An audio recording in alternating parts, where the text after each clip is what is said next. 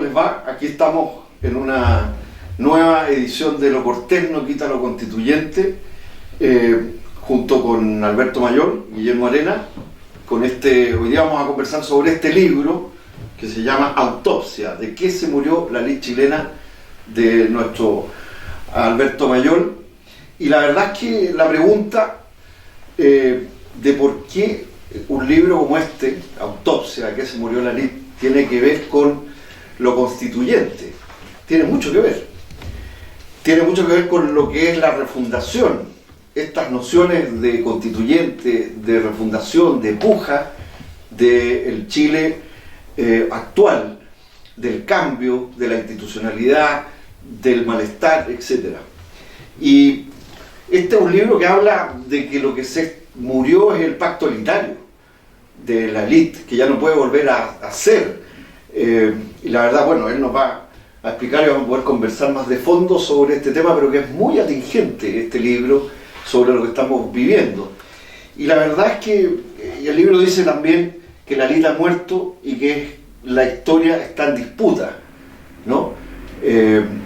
Y la verdad es que yo, para hacer la introducción, quiero traer a colación aquí a Gramsci, a propósito, y de ahí ya entrar en este debate, cuando dice que el viejo mundo que se muere y que el nuevo está tardando en aparecer, pero que en este claro oscuro, ¿no? Él lo sitúa en ese tiempo esta reflexión respecto del fascismo, pero yo lo quiero traer porque es bien atingente. Es en el claro oscuro es donde aparecen los monstruos. Entonces, ¿cuáles son los monstruos que estamos viviendo hoy día a propósito de lo que puja por nacer y lo que no quiere morir, en el sentido del poder? Porque la constatación de que la élite ya no puede y que se derrumbó y que se murió es parte de este libro. Entonces, ¿cómo estás, Alberto? ¿Qué tal, Esteban? ¿Qué tal, ¿Cómo estás, Guillermo? Hola. Y yo les daría la palabra para partir a nuestro Alberto acá. Sí, muchas gracias por la invitación, como ha ocurrido tantas veces. Y bueno, claro, quiero enfocarme un poco en lo que plantea Esteban, en la relación con un contexto que merece una explicación más allá del contexto, que es la tarea un poco de este programa de investigación que he ido cursando y que también está de trasfondo del trabajo del equipo de investigación que dirijo en la Universidad de Santiago. Este programa de investigación tiene que ver con cuando nosotros nos encontramos con un conjunto de procesos que no eran considerados, no se podían considerar simplemente normales, no se podían considerar alteraciones o especies de fiebres que se iban a quitar, sino que era algo diferente, algo bastante más profundo. Y en ese examen, en esa búsqueda, empieza a aparecer en algún momento la problemática de las élites, que yo ya lo planteo el año 2014 en la nueva mayoría del fantasma de la consultación, en un capítulo final, que originalmente lo había puesto al principio, después lo tiré al final. Y en ese capítulo empiezo a trabajar la inquietud por una élite que no es capaz de ver lo que le está pasando y lo que está pasando afuera, que le está pasando a ella. Y esa inquietud como culturalista, después le doy un giro político y empiezo a mirar el asunto desde un punto de vista mucho más amplio, a mi juicio, con un repertorio más interesante para poder mirar el mismo fenómeno, y empieza a aparecer, a figurarse este libro, que termina redundando en simplemente decir que efectivamente en la historia se puede morir una élite determinada y puede no estar naciendo una élite impugnadora capaz de eliminar del mapa a la élite que está muerta. Y por tanto, contrario a lo que pasa con la biología, las élites muertas pueden seguir gobernando, ¿ya? Solo que están muertas, por tanto gobiernan con muchas dificultades, con muchos problemas, con crisis semanales, problemas semana tras semana, quincena tras quincena, ¿ya? Y tratando de sostener un orden que funciona muy mal, pero que al menos es su orden, ¿ya? Y como los que son impugnadores no tienen la estatura, literalmente, para poder sacarlos de escena a estos que están caídos, decadentes o directamente muertos, entonces, en definitiva, este periodo que Gramsci relata, que citó Esteban, este periodo puede significar simplemente que una época se muere con su élite, la época no se puede morir sin su élite, y hay un momento de crisis que es cuando no nace todavía la otra, pero ese momento de crisis puede durar mucho tiempo. En la historia de Chile, la crisis de los años 20 no se resuelve hasta los años 60, ¿ya? Que es cuando se logra empezar la incorporación de los sujetos históricos nuevos, ¿ya? Que habían emergido en los años 20, que tenían que ver con el surgimiento del proletariado, el surgimiento de la cuestión social, el surgimiento de las problemáticas nuevas de un capitalismo más bien de carácter moderno industrial. Entonces, hoy día estamos con la misma problemática, con sujetos históricos mucho más desperdigados, más difíciles de organizar, más difíciles de anclar, y podría ocurrir, ya nos pasó, ya llevamos, desde que esto se empieza a explicitar como una crisis, llevamos ya 5 años, y formalmente los actores, en vez de articularse más, están más invertebrados. Entonces perfectamente puede ocurrir que nos encontremos en una escena, en un constante fluir de nada, nihilista, anómico. Primero, gracias por el libro. No, encantadísimo. Tú sostienes que si bien toda élite tiene poder, no es cierto que todo poder pertenece a la élite. Así es. En Chile, ¿ya? ¿Cuáles son los grupos que, teniendo poder, constituyen específicamente esta élite que entró en una, más que en una fase final, porque ya le estamos haciendo la autopsia? Sí, a ver, ese es un tema que es bien delicado, para el cual efectivamente tú planteas muy bien la pregunta, porque es una de las cosas que más genera inquietud respecto al libro. Cuando uno habla de la élite, normalmente uno habla de la élite dominante, pero hay muchas otras élites, muchísimas otras. Las élites sociales, en el mundo sindical se configuraron grupos de élite dentro de sus respectivas vanguardias. En el mundo académico ya se suelen configurar elementos elitarios. Uno puede encontrar entonces en distintos sectores la configuración exitosa de la Confecha del 2011 es porque ellos producen un proceso de elitización exitoso, ¿ya? Que les da una vertebración y una organización, ¿ya? Y así uno puede ir revisando un conjunto de élites que se van articulando, pero todos tenemos poder en la sociedad, muy poco, mucho, pero tenemos un poder. Cuando yo le compro a un negocio en la esquina y no le compro al del lado, pero el del lado muchas veces me ha fiado, yo escondo la bolsa para que me fíe de nuevo la siguiente vez, ¿ya? Y eso tiene que ver con que él tiene el poder de no fiarme. Entonces todos tenemos un poder. Lo que pasa es que ese poder no está articulado en la élite. Y ese poder, de hecho, en el negocio de barrio está articulado hoy día, pero está articulado a favor de la élite dominante a través de la posibilidad de comprar con red compra, ¿ya?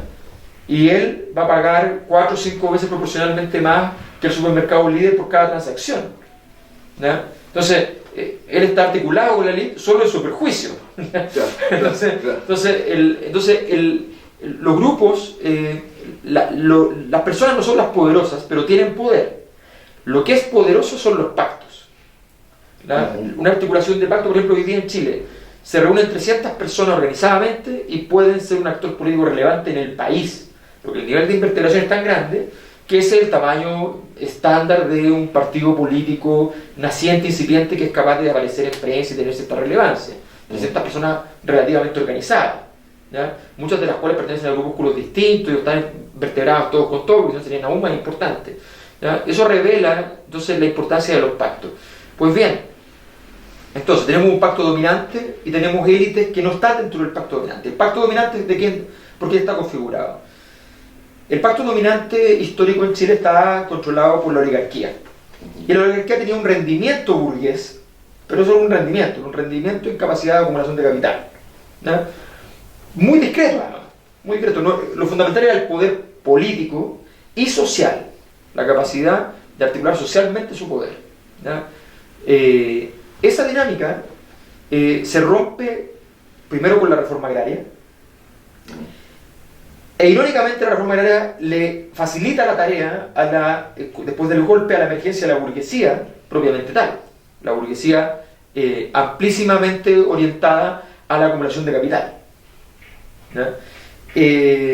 Como ironía de la historia, esto que se hace para distribuir el poder le abre la puerta a nuevos actores que tienen que tomarse la escena, comillas, impugnadores escondidos, que dicen que están en contra de la reforma agraria, que les molesta tanto, que consideran que fue una violación del derecho de propiedad, y que gracias a ella encuentran a la oligarquía bastante debilitada y entran por todos lados y se hacen multimillonarios, con grandes acumulaciones de capital.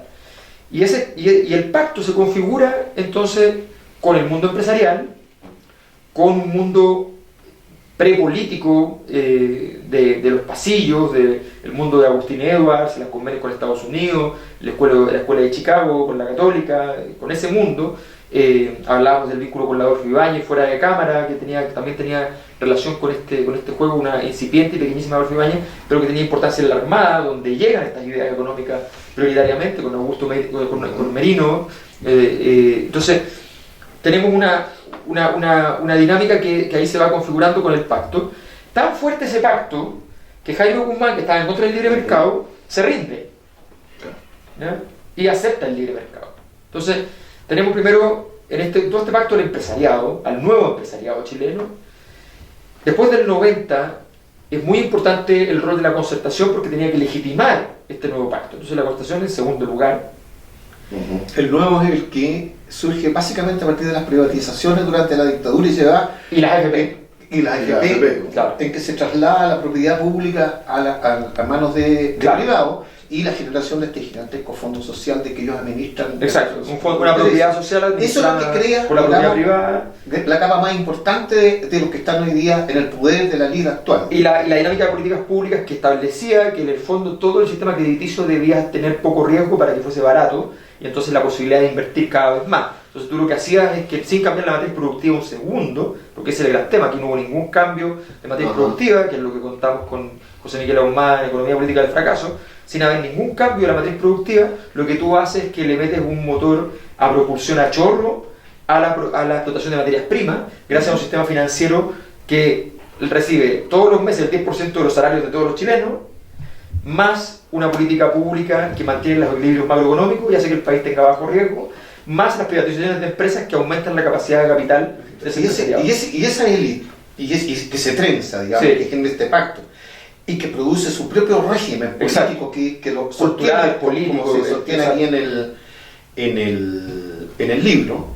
Precisamente ese grupo, en un momento determinado, se fagocita a sí mismo, se destruye a sí mismo, cuando tú y Ahumada elaboran este concepto tan actual del lucro, que el lucro no es lo que todos aceptamos, la utilidad, el legítimo esfuerzo que tiene una remuneración, en fin, sino que es una utilidad que se obtiene a partir del abuso del poder. Exacto. Del abuso del poder económico, del abuso del poder político, del abuso del poder social, es decir, del abuso de tener el monopolio del papel y por lo tanto hacer lo que se hizo con don Elidoro Mate, el abuso de ser dueño de un banco y ofrecerle crédito, el abuso de los medios de comunicación, el abuso de los empresarios, incluso con todo descaro ir a financiar, digamos, a otra parte de la élite menor y subordinada, que son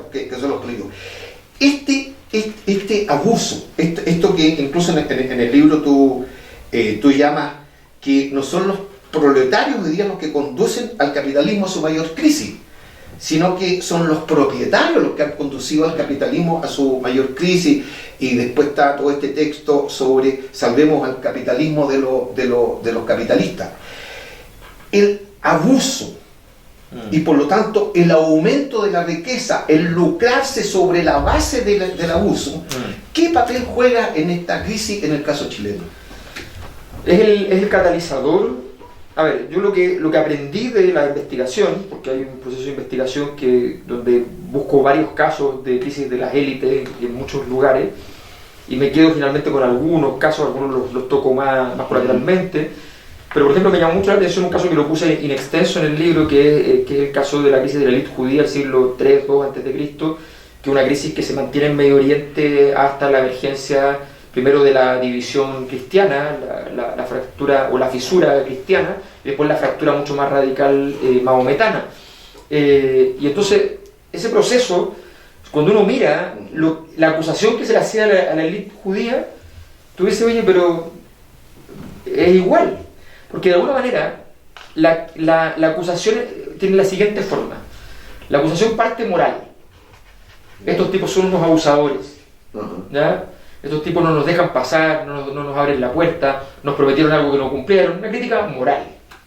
Esa crítica moral, a través del concepto de injusticia, se convierte en crítica política. ¿Ya? Permea hacia la crítica política. Y en ese caso aparece entonces la lucha de clase, la sensación de que este menoscabo tiene rendimientos políticos y económicos, la falta de poder, ¿ya? La sensación de que a mí no me dejan hacer las cosas que yo debiera estar haciendo. Es decir, el ejercicio del poder por la élite no solo tiene que sostenerse en una legalidad, que la tiene, sino que además en cierta decencia. Y de alguna manera la élite chilena... En la apariencia al menos de la decencia. Pero por lo menos en este caso han perdido la decencia derechamente. Es el derecho a ser malo pareciendo bueno. Correcto. ¿Ya? Y después de eso se vuelve moral, de nuevo. Después de la parte política, cuando la élite muere, ¿ya? Cuando la élite ya no tiene rendimiento potencial, vuelve a la moralidad. Eso es bien interesante. ¿Quiénes son los primeros en Chile que se paran frente a este abuso, a este lucro que se llama? Porque el lucro no es la utilidad, es el ingresar a mi patrimonio una riqueza a partir del abuso del poder que tengo, del abuso de la élite. ¿Quiénes son los primeros, en tu opinión, en este nuevo estadio de desarrollo del país, lo que son impugnadores de este poder? En términos generales uno puede hacer el siguiente dibujo. La Concertación nace derivado de un proceso de movilización social y política de los años 80, en los cuales los líderes políticos de la Concertación, en ese momento se llamaba así, los líderes políticos están asociados al movimiento poblador, al movimiento estudiantil, y al movimiento sindical y a un conjunto de otros grupos, el tema de derechos humanos, la Asamblea de la Civilidad. Exactamente. Eso está muy bien. Entonces, todo ese trayecto redunda en que cuando se gana el plebiscito viene una negociación posterior explícita, incluso antes hay una negociación que es anterior, que es la venida del Papa Juan Pablo II. Después viene una negociación posterior, que es la negociación del año 89, las 54 reformas, que significa validar la Constitución, ¿ya? Y aceptarla. Y después viene un sinnúmero de negociaciones, ¿ya? Un sinnúmero de negociaciones que redundan en que incluso, recordemos que son ministros de Pinochet, algunos miembros de la Concertación, ¿ya? Y abren la puerta para poder hacer la transición política, qué sé yo. Todo ese proceso, uno de los compromisos que adquiere la Concertación, explícito o implícito, yo no lo puedo saber, ¿ya? En Chile no tenemos la costumbre de los gringos de tener la documentación de todo y que después de 25 años se sepa, ni siquiera en 25 años lo vamos a ver, pero es muy evidente de que hay un esfuerzo radical por parte de los gobiernos de la Concertación de desmembrar el mundo social, eliminar la prensa disidente, porque había más prensa disidente en dictadura que en democracia. Comprando algunos medios para cerrarlo, sin darle publicidad, dándole publicidad y de manera exagerada al Mercurio y la Tercera, en fin. Hay un abandono total del movimiento estudiantil. Ese es el pacto de las élites. Ese es el pacto. Ellos venían de una élite disidente, que es esta élite que nombramos en los años 80, abandonan, típico fenómeno de la tradición de las capas medias en contra de los sectores populares. Nos invitan a sentarse en la mesa y ellos se sientan con todo el y ellos se sientan y abandonan la otra mesa, dejan de ir a la otra mesa. ¿Ya? Y quedan estos grupos desmembrados, pero además de abandonarlo, después se comprometen en devastarlos. Correcto. ¿Ya?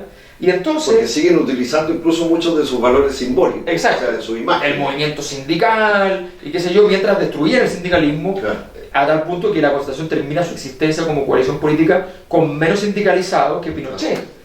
Y en el centro de ese acuerdo, en el centro de esa variante del pacto, ya no dictadura, sino en el inicio de los gobiernos de la Concertación, en el centro está: vamos a respetar que la propiedad pública haya transitado a la propiedad privada. Exacto. Endesa, etcétera, todo. Ese es el centro, y ese es el eje. Ese es un eje articulador, es respetar el modelo económico que incluía el saqueo, el modelo político que incluía los enclaves autoritarios a los cuales se les combate en la medida de lo posible, para seguir la fórmula de Patricio Elwin, y lo único que se queda como elemento simbólico importante para la Concertación es esta cuestión, esta denuncia constante, mientras está sentado en la misma mesa que ellos, contra las actitudes de ellos frente a los derechos humanos, ¿ya? Y entonces la figura de Pinochet era la única figura en la cual ellos decían, nosotros al que no tragamos y al que no aceptábamos nunca es a Pinochet, ¿ya?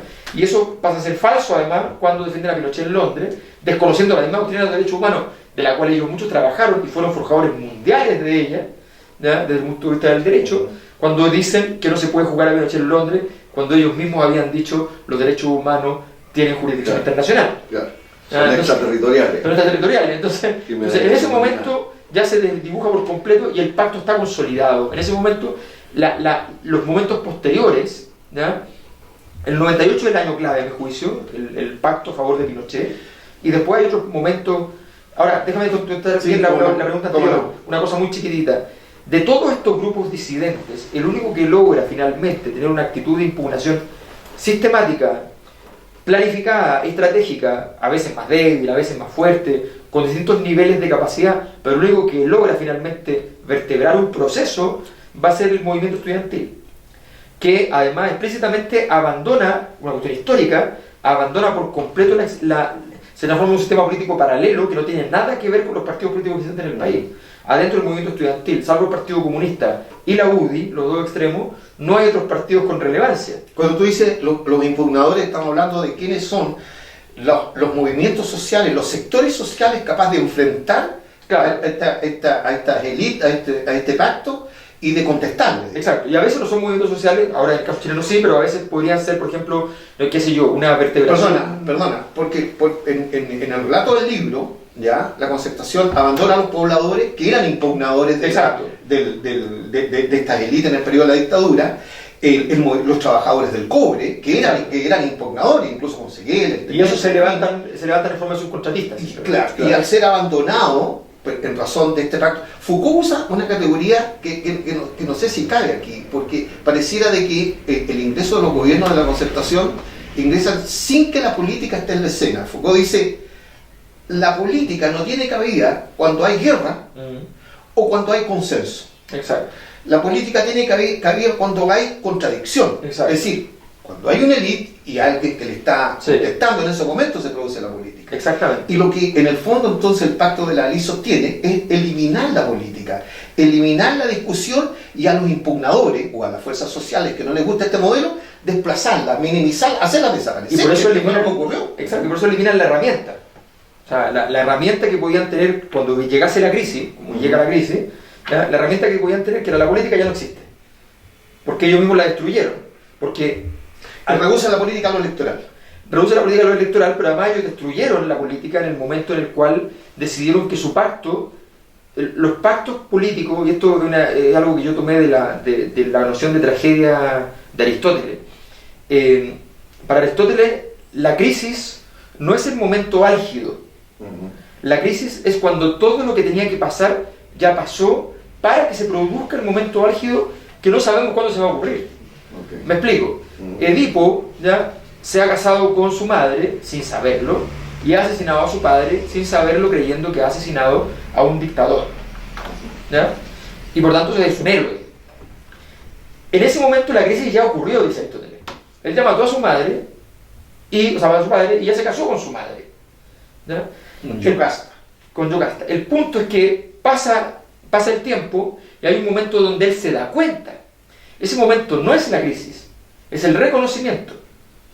Es darse cuenta que fue horrible lo que pasó cuando yo pensaba que era heroico y maravilloso lo que había pasado. ¿Ya? Y eso es lo que estamos viviendo hoy día, ya no estamos viviendo la crisis. Lo peor es que el que sirve de prueba del horrendo crimen que se haya producido es el último, el más bajo de la sociedad. Exacto. Ese que está en el cruce de los caminos, el que estaba postergado. El que estaba postergado. ¿Y qué es lo que Es decir, y lo que pasa en situaciones como estas, cuando se informa desde los sectores postergados que tú ya no vales nada? Se te informa desde allí, desde los sectores que tú tenías invisibilizados, que estaban en su mundo, con sus lógicas, con sus cosas, que tú sabías que con un par de pesos los cooptabas en algún momento, ¿ya? Esos grupos estaban por allá dando vueltas y tú los traías. Y resulta que de repente esos grupos te informan de que tú no vales nada. ¿Y qué es lo que le pasa hoy día a la élite?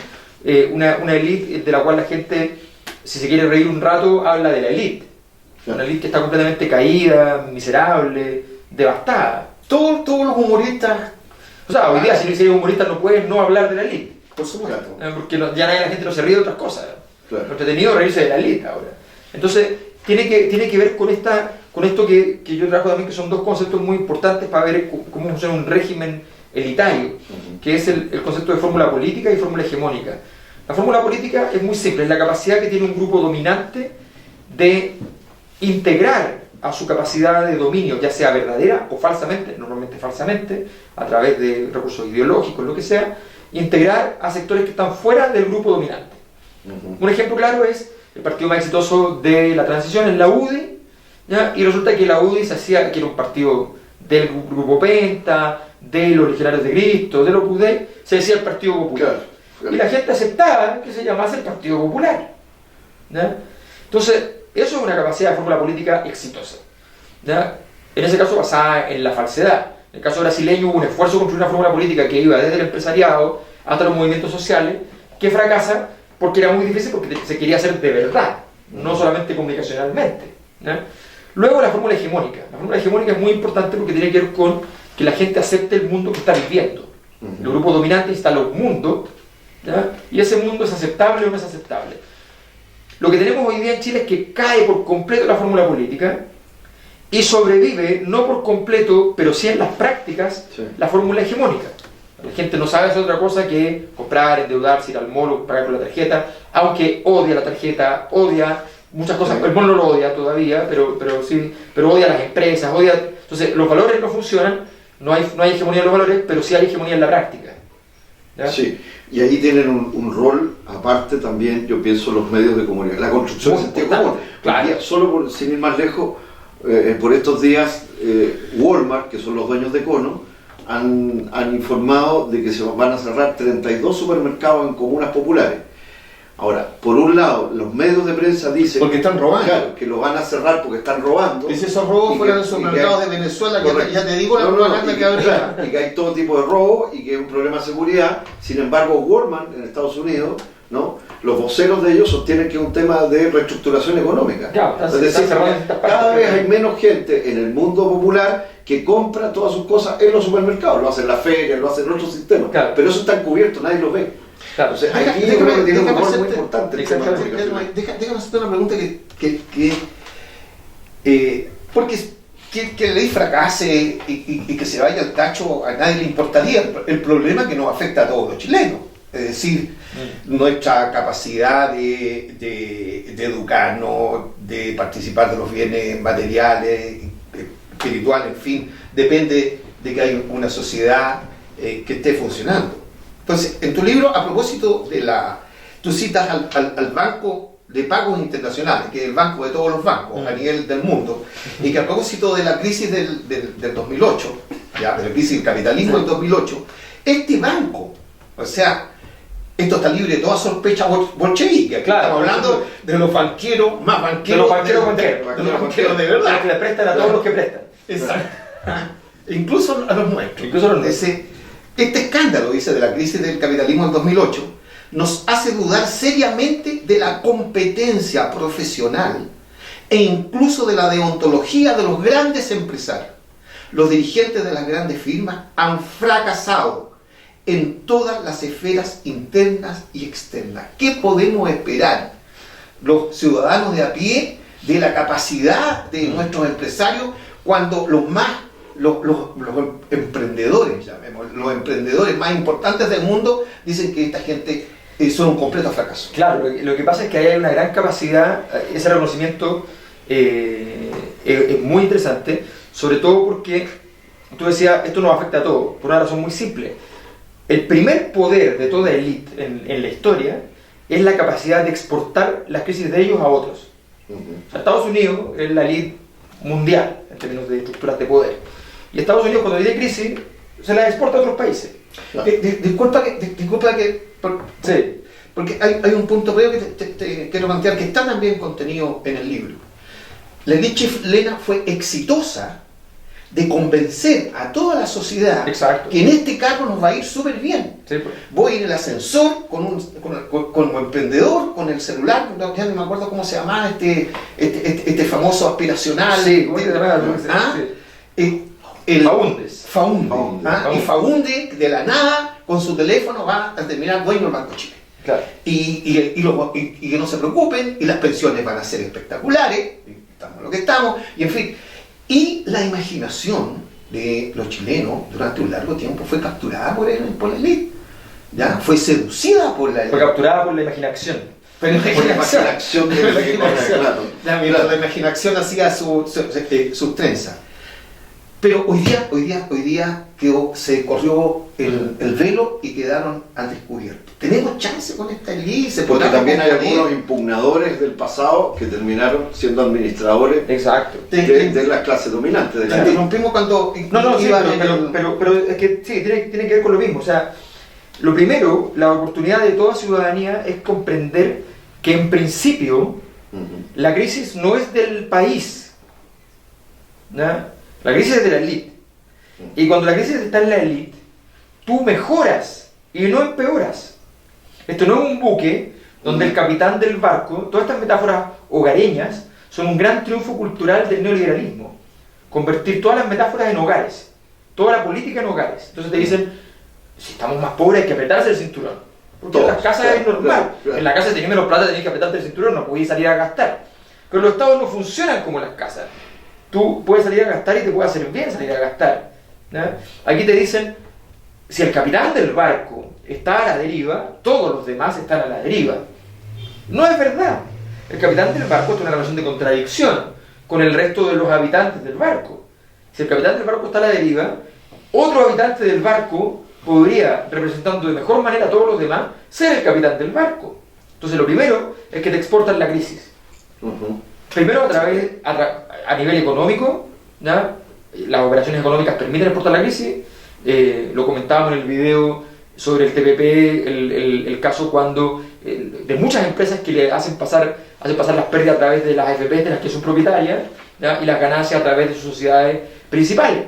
Entonces, eso a nivel económico, pero a nivel político también. Tú vas y generas miedo, temor, incertidumbre, y dices esto es grave, lo va a afectar a todo el país.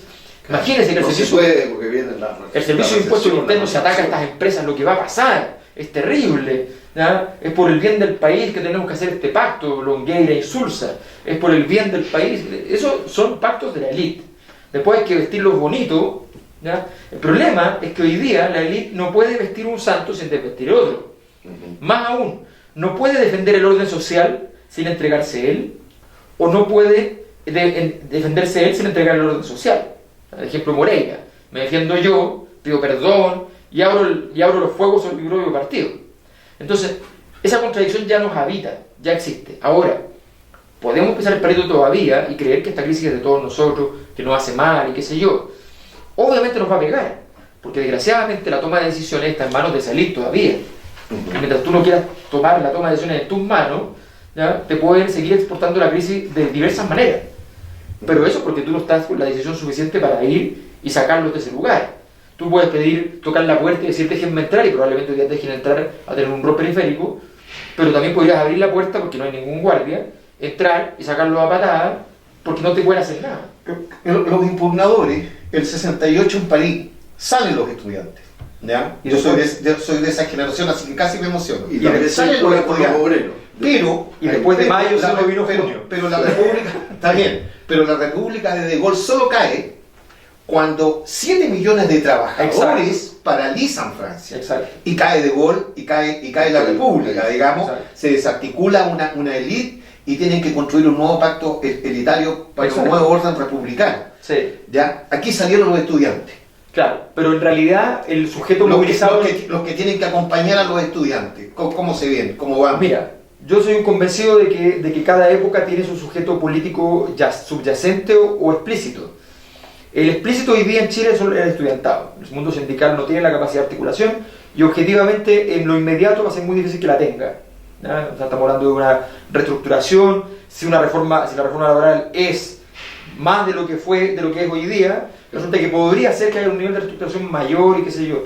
Pero lo más probable es que sea bastante discreto eso. Y por tanto, la capacidad objetiva de ese mundo de los trabajadores es muy baja.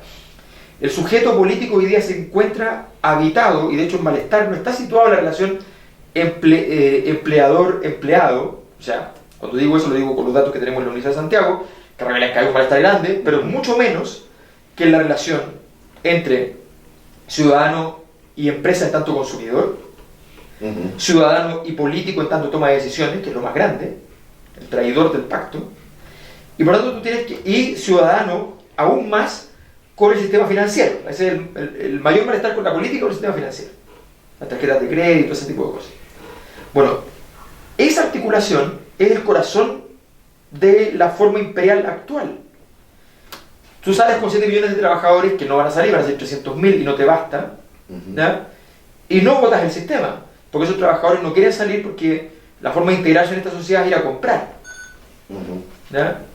Lo único que podría acontecer, a mi juicio, es que el sistema financiero sea el atacado, ¿ya?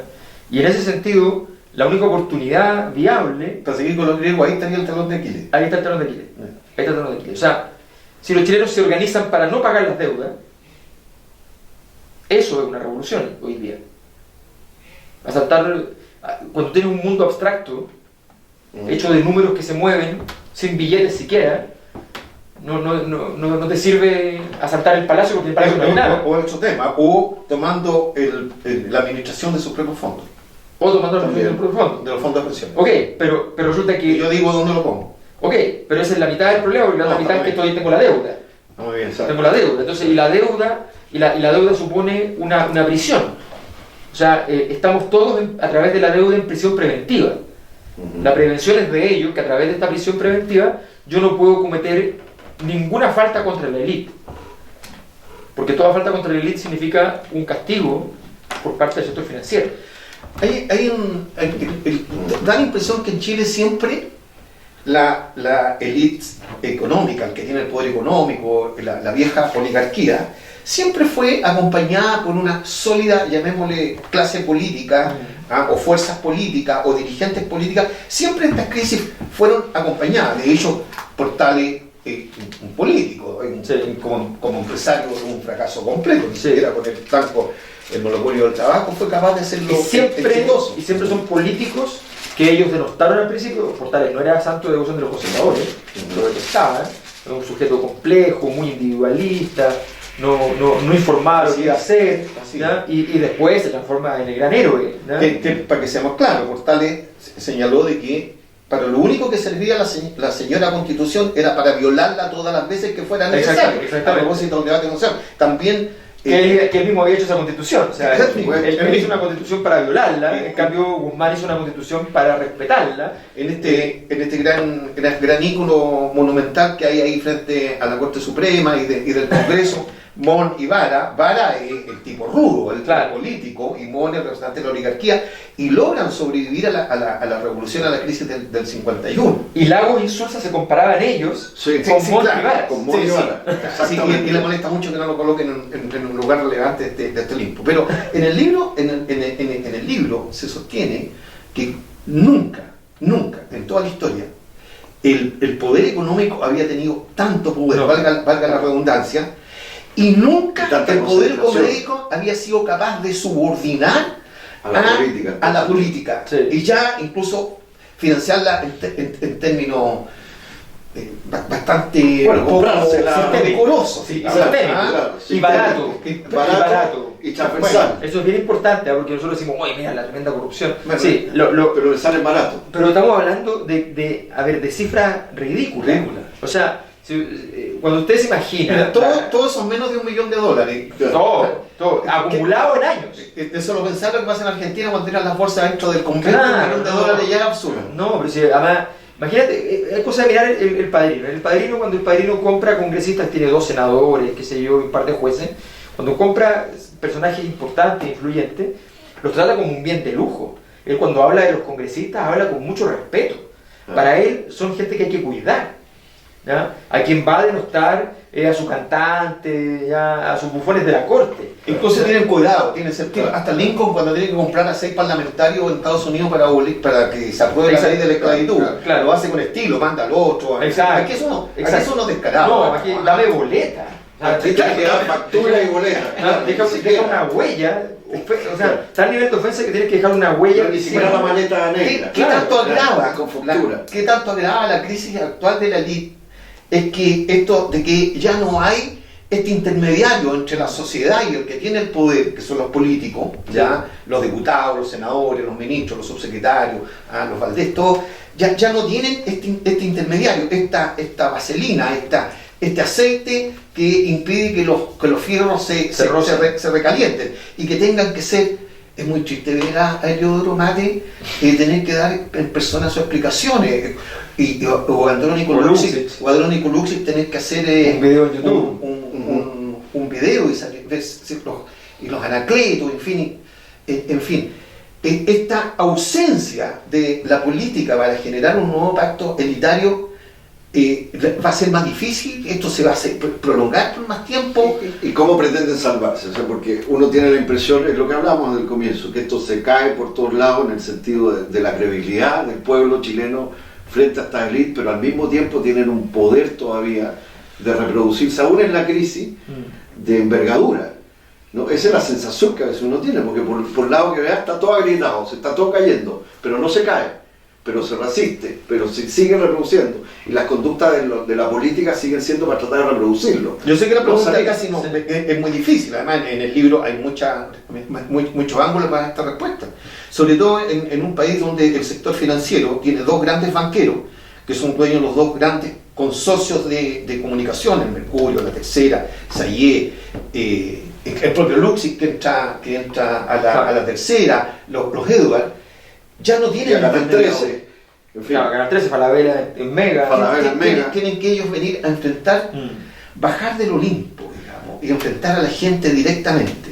A ver, sí, eso siempre, eso revela claramente la condición de una élite que no tiene capacidad operacional real, donde contratar a Enrique Correa ya no sirve, donde las crisis pueden acrecentarse sin la posibilidad de llegar a acuerdos con los otros partidos, ¿ya? El muro de contención.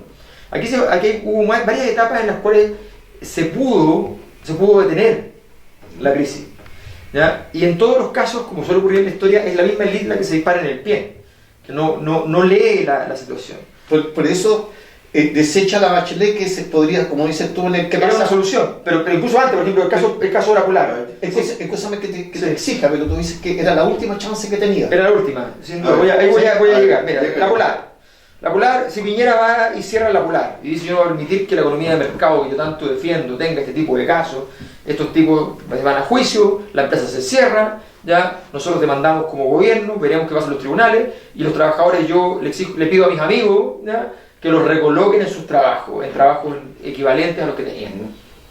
Pucha, el modelo tiene una impronta moral, ¿ya? Se resuelve el problema de la crisis moral del modelo. Siguiente momento, ¿ya?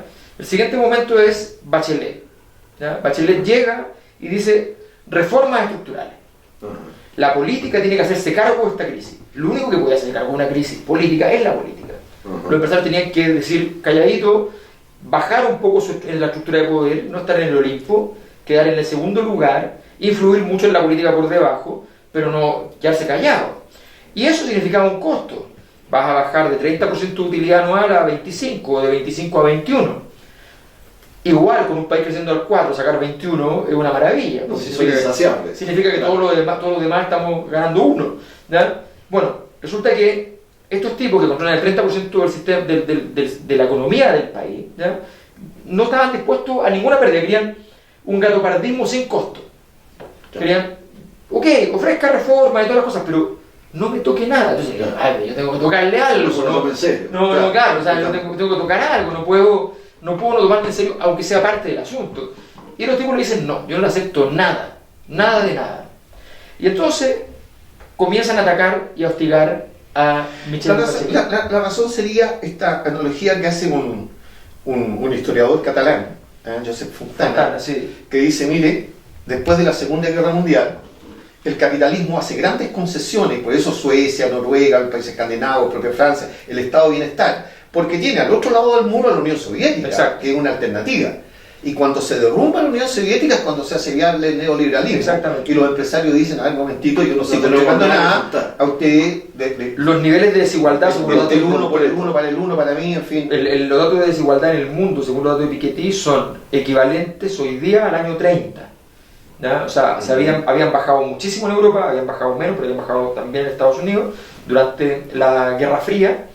Y terminada la Guerra Fría, era del año 90, así es del libro. O sea, termina, se cae el muro de Berlín, se cae la Unión Soviética, y del libro empieza la desigualdad, que es lo mismo que decir que empieza la acumulación. Es decir, Correcto, que en Chile, correcto. como se sostiene en el libro, nunca el poder económico, particularmente financiero, había tenido tanto poder. Nunca. Y tampoco nunca había tenido alguien que le conteste y que le proponga una alternativa. No aparece en el imaginario de la sociedad una alternativa, y por lo tanto no tienen por qué entregar nada. Exacto. Si lo tienen todo. Sí, pero volviendo, Pero estaban en crisis, tenían que hacer. conectando el tema de Bachelet y de la nueva mayoría, porque ellos hablan de que son reformas estructurales, que es bien discutible realmente si eran reformas estructurales, pero ni siquiera sostienen reformas sistémicas un poco más allá y retroceden muy rápido.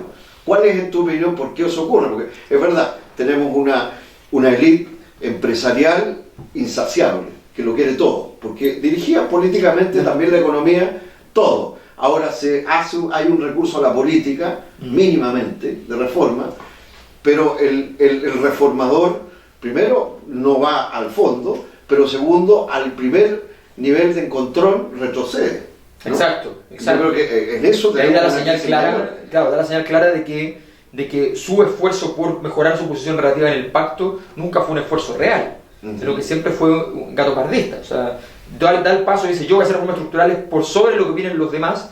No se mueve una coma, dice Arenas, de la reforma tributaria, vemos cómo termina, Claro, donde hay que la buscar cocina, cuál es la coma que no se tiene cambió. nada que ver conmigo, Claro. No. Es una arena, somos miles de Una reforma sin Eso sí, ninguna no, redistribución real, que no toca ninguno. Exactamente, y ahora estamos viendo lo mismo ya con todo el proceso de reforma educacional, donde se dice no se va a tocar una coma de todo esto, no queremos ningún cambio importante respecto a esto, y vamos a ver cómo esto se va a abrir a muchísimos cambios. Y ha pasado en todas las reformas donde se pierde el corazón de la reforma. Y ha pasado con la concertación, y ha pasado con la nueva mayoría. Pasó cuando se hizo el plan Auge, donde había el Fondo Solidario, que se rechaza el Fondo Solidario finalmente. Entonces, en la práctica los empresarios querían reformas que dejaran todo tal cual. Claro. No en términos de estructura general, no en términos de dibujo general, sino que todo tal cual, tal cual. Y obviamente no se pueden hacer reformas que dejen todo tal cual. Y entonces traicionan a Bachelet, y Bachelet entonces empieza a caer, y luego Bachelet comete un siguiente error, que es el error del caso Cabal, ¿ya? Donde ella queda inmersa en esa gigantesca crisis, ¿ya? Porque hay otra ocasión de moralizar el sistema político, si ella era capaz de decir, yo le pido la renuncia a mi hijo, le pido que se haga el negocio, porque yo estoy luchando por el fin de los privilegios, y esto, aunque sea un negocio entre privados, suena mucho y se lee por parte de la ciudadanía, ¿ya?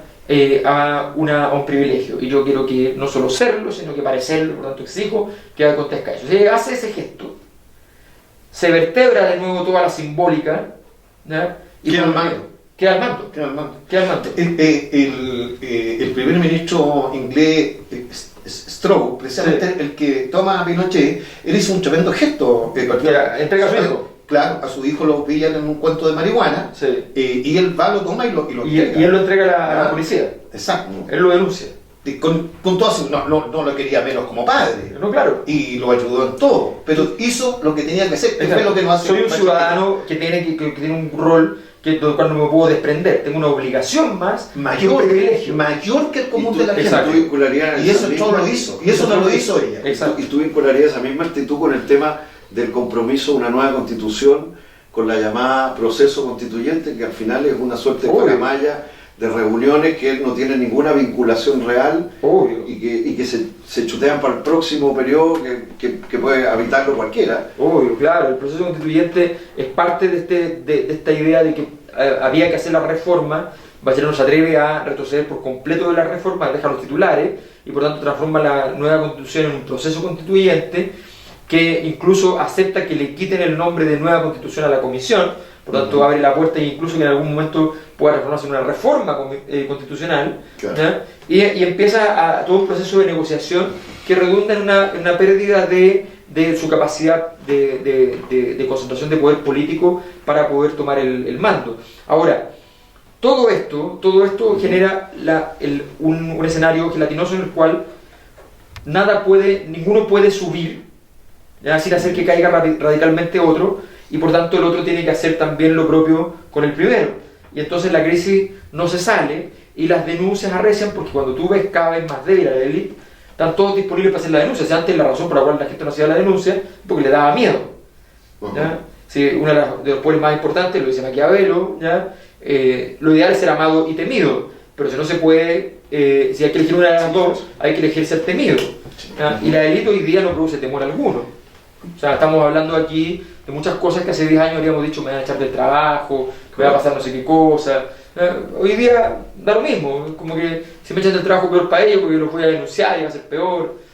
Claro, Entonces, Jenko Pichetto puede estar en Canal 13 y hablar contra Luxi, invitar a Luxi, pero a la vez estar... claro, exacto. claro. Alberto, me gustaría, porque el libro lleva a una pregunta muy relevante para los chilenos. Me gustaría llevarte a un punto un poco complicado, pero da lo mismo. Sobre todo que al único impugnador presente hoy día, que son los estudiantes, se les trata de estigmatizar con el tema de la violencia. ¿Para qué estamos con cuentos? Los partidos de la concertación, el gobierno, los partidos de oposición, los medios de comunicación, todos tratan de colocarlos como chicos violentos, chicos que no entienden, ¿ya? Las crisis en Chile, la crisis del año 29, que es técnicamente una sublevación armada, que la viene a resolver Portales y la Constitución del 33, sí, generando un acuerdo elitario y un régimen político, social, económico, en fin. Bueno, fue una guerra, hubo violencia. Sí, claro. En la crisis del 51, bueno, Vicuña Maquena tiene que mandarse a cambiar del país, si no lo iban a fusilar, digamos, en el triunfo de los Montt, de los Varas, del orden, del Código Civil, de Andrés Bello. No hablemos de la revolución del 91, Claro.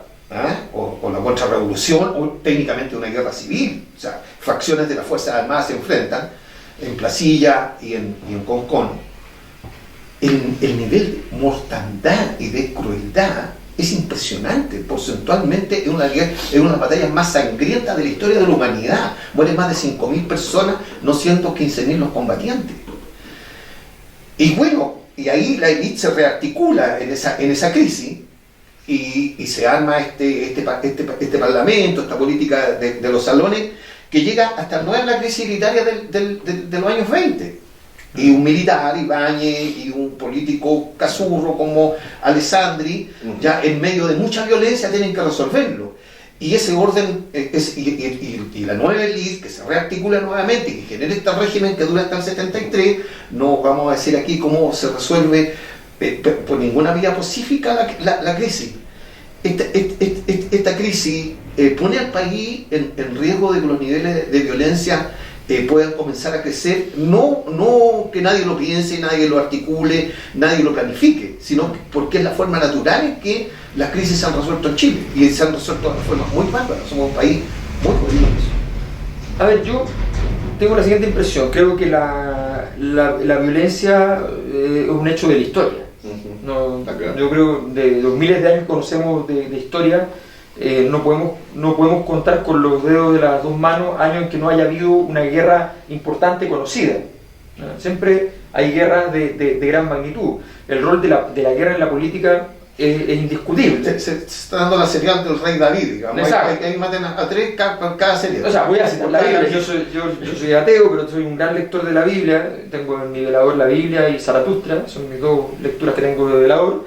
Y resulta que en la Biblia, bueno, de hablar Mateo 10:14, mi reino no es de paz sino de espada, dice Jesucristo, pero en el Eclesiastés 3.3 dice: hay tiempos para tirar piedras y tiempos para recogerlas. ¿Ya? Así es.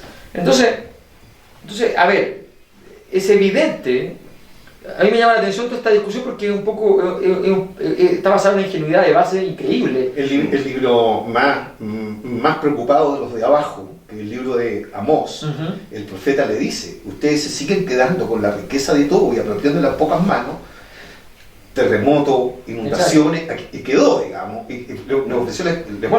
profetizó la escoba, y quedó la escoba, digamos, en términos muy generales, muy brutales. La versión normal de castigo está asociada a la violencia y de sanción moral, está asociada solo el fuego, dicen todas las tradiciones, puede eliminar el pecado. El santo, el fuego y la sangre. La sangre. Entonces, a ver, increíble, tenía a Teo metiendo cruces. Y además en las revoluciones, pero las revoluciones también tienen esa lógica. Exacto, porque las religiones son revoluciones políticas. La religión nace siempre en una revolución política. El profeta, la forma de profeta es lo que nosotros entendemos como el líder, lo que los griegos entienden como el héroe. Es lo mismo. Entonces en la práctica a mí me parece muy ingenuo. Ahora, nosotros lo que me parece preocupante a mí es cuando una sociedad pierde la capacidad de articular el valor de la vida, ¿ya? Y eso sí que es preocupante. Sin el valor de la vida no es contradictorio incluso con el valor de la muerte justa, con el valor de estar disponible incluso para la violencia. El valor de la vida se pierde a partir de la decadencia de los principios de las pulsiones de vida, del principio erótico. Hay más violencia, hay más pulsión de muerte en una sociedad depresiva que en una sociedad violenta, ¿ya? Hay más proximidad con la calamidad en una sociedad nihilista, incapaz de comprender lo que pasa a su alrededor, ¿ya? Yo considero mucho más violento una sociedad que cree... O sea, yo me imagino cómo va a ser en 50 años un libro de historia. Porque si a la gente lo único que le importa es ir al mall, ¿ya? En algún momento la historia se va a construir diciendo las cosas que la gente compraba. Y en esta época se pudo comprar la lavadora. ¿Qué es lo que pasa en estos reportajes sobre historia? Donde realmente te dicen, y el presidente tanto hizo una revolución y mató a 200 personas para hacer un golpe de Estado y llegó al golpe de Estado. Y en la misma época estaba triunfando en las disquerías, ¿ya? Tal tema en la nación, y se aparecía la primera lavadora, ¿ya? O sea, si hace hacer la historia, ¿ya? Yo considero que eso es particularmente violento, ¿ya? Entonces creo que desconocer, o sea, que la Concertación haya puesto debajo de la alfombra el rol de la violencia que le permitió a ella llegar al pacto, porque son las movilizaciones violentas del año 80, los asaltos a los bancos, las movilizaciones populares, ¿ya? Los ataques a las policías, ¿ya? Son los ataques de los grupos que ellos mismos terminaron llamando terroristas, ¿ya? Son esos los que permitieron que Pinochet los llamara, las protestas violentas, que los llamara a ellos y les dijera, oye, ¿sabe qué? Negociemos una salida institucional. Con un plebiscito inclusive. ¿Ustedes creen que una dictadura llama plebiscito porque le gusta el plebiscito? ¿No?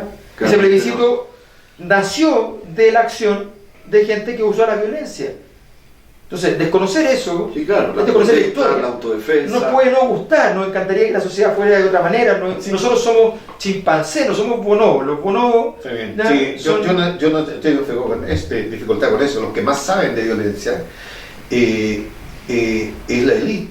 Por supuesto. Es la derecha. La ha ejercido siempre. Es decir, la derecha no titubeó, ni va a titubear mañana en ir a golpear los cuarteles los militares para que hagan el trabajo sucio. No, yo creo que sería bueno que los militares entendieran la extrema derecha cuando es necesario. Que todos los civiles dicen hoy día, no, nosotros los fuimos a buscar, pero no para que violaran los derechos humanos, cargándole toda la responsabilidad exclusivamente. Y también lo saben en Chile, Mariano Fernández, de alguna manera esta actual crisis puede fermentar violencia natural, espontánea, lógica en la situación que estamos, la ceguera de la élite, el seguir tirándole el manotazo al cajón a pesar de que están en el medio de los problemas.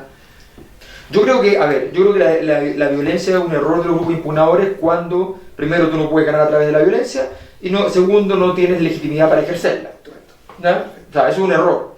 Otra cosa es desconocer el rol histórico, ¿no? Entonces, a mí me molesta las manifestaciones naturales de la violencia como fenómeno sociológico. Cuando la violencia es la partera de la historia, dice Marx, porque siempre que hay un momento nuevo histórico aparece la violencia. Entonces, reconozcamos Que es una constatación, claro. que una constatación que es un clase. hecho. Claro. No es un, no, Claro. no es que me guste.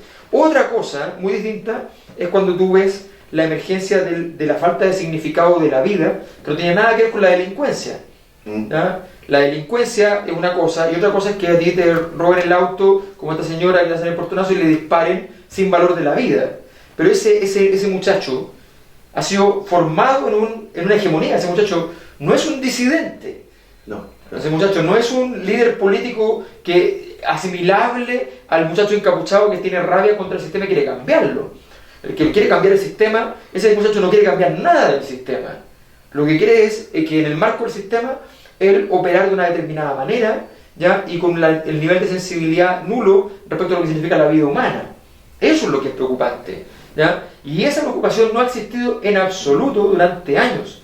O sea, nosotros combatimos la delincuencia, no combatimos las condiciones espirituales de la sociedad, me refiero a espirituales en el sentido weberiano, digamos, en los sistemas de valores, las creencias, ¿ya? Las condiciones espirituales que procuran la existencia de ese acto. Entonces, que ellos hablen en contra de la violencia me parece... ¿Qué viene después de este? ¿En qué están? Eso ¿En vamos la a ver universidad? haciendo una... Yo estoy con mi equipo trabajando en un libro sobre arte y política, alejándonos un poco del tema. Estoy trabajando con Rodrigo Baño, no sabemos si va a llegar a ser libro, pero al menos tiempo estamos escribiendo algunas cosas sobre, volviendo a la discusión sobre el problema del dinero en la sociedad contemporánea, o sea, siguiendo una ruta un poco más asociada al modelo económico. Y estamos trabajando en nuestra investigación sobre movimientos sociales, que es una investigación bastante grande, que la idea es que también sea una siguiente publicación. Hay varias rutas ahí de estudio. Respecto a esta, yo creo que tengo un repertorio que me permite mirar un rato este escenario y eventualmente podría retomar la ruta que marca El derrumbe, La nueva mayoría de fantasmas de la contación y Autopsia, que más o menos configuran una ruta. Más o menos podría volver a esa ruta en un periodo más, pero de momento entre medio voy con otras cosas. ¿Y esta beta tuya de tipo Bertolt Brecht, la ópera de los tres centavos, esta ópera que se ha anunciado que está para fin de año? Para fin de año. Bueno, eso estamos trabajando. Hoy de la mañana estábamos en el GAM, ¿no? en el GAM y en Quilicura en enero, en el GAM en noviembre. Quilicura en enero es una obra de ópera política. Muy en la línea de Macabón y la ópera que presentamos de Brecht Pyle, digamos. Sí, de Brecht Pyle. Así que... Es que estuvieron en el municipal ahora recién. Sí. Y la dupla nuestra también va a estar bien. Sí, viene, sí o sí. Bueno, yo voy a tener que ir cortando porque dan ganas de seguir conversando, pero hagamos el minuto de confianza, el minuto final de Alberto Mayor sobre Autopsia. ¿Qué nos dirías? ¿Cuál es el corazón de Autopsia? De todo esto que hemos hablado y en tu opinión, ¿por qué es un libro para el debate, para la reflexión? ¿Por qué hay que leer tu libro? A ver, lo fundamental para mí fue la experiencia misma de escribirlo. En la escritura me pasó que se me abrió una perspectiva. Se me abrió una perspectiva respecto a lo que estaba haciendo, una perspectiva que incluso hay argumentos con los cuales yo no estaba de acuerdo en origen. No es que busqué un argumento, sino que me di cuenta de lo que implicaba hacer el ejercicio y tuve que construir un repertorio conceptual distinto para poder abordarlo. Además, es un manual de instrucciones respecto a cómo funcionan las élites. La mayor parte de la gente cree que si yo voy al colegio X y estoy sentado cerca de Y, entonces yo estoy más cerca de la élite. Y no tiene nada que ver, y aquí se trata de explicar cómo funcionan las élites. Entonces, entender esos procesos, entender lo que pasa en Chile, lo que pasa en algunas otras partes del mundo, vislumbrar una lectura desde este registro que es muy interesante y que a la izquierda le cuesta mucho tomarlo porque es un registro que es un poco cruel, ¿no? Que es un poco, porque parte la base de que los poderosos están arriba y el poder desde abajo solo supone que tú puedes acumular poder para poder estar arriba. Entonces es un registro muy, muy incómodo, pero ese registro tiene un rendimiento heurístico, un rendimiento explicativo que es muy importante. Entonces yo lo aconsejo muchísimo en ese sentido. Ok, bueno, muchísimas gracias y hasta una próxima. Gracias, Alberto, y bueno, nos recomendamos Autopsia, ¿de qué se murió la ley chilena? De Alberto Mayor. Gracias. No puedo ver tanta mentira organizada sin responder.